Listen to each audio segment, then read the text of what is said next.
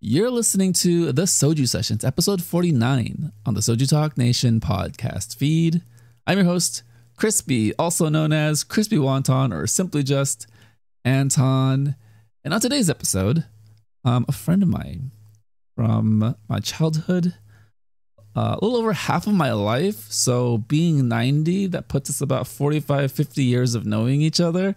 My dear friend, Moonju Choi, or Michelle, as I knew her growing up.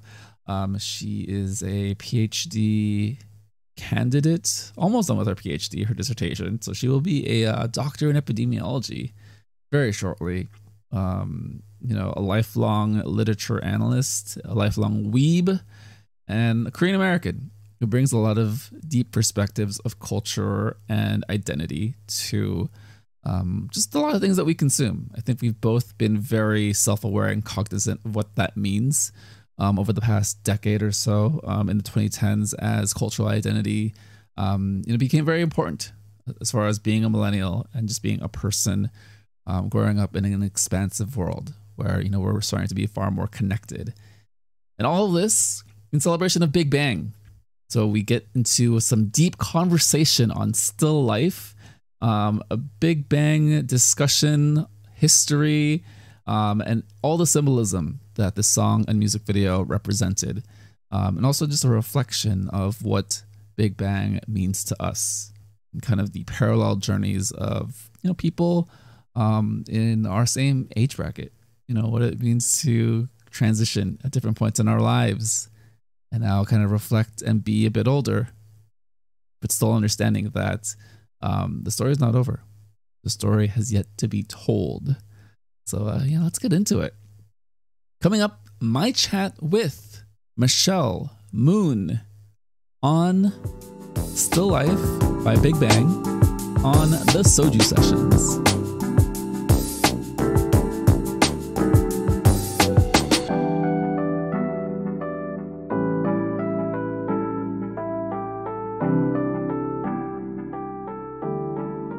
Joining Soju Sessions on this special edition Big Bang retrospective, someone who I've known over half of my life. She is about to complete her dissertation from Cal Berkeley, soon to be PhD in epidemiology, longtime literature analyst, anime weeb, and Korean American.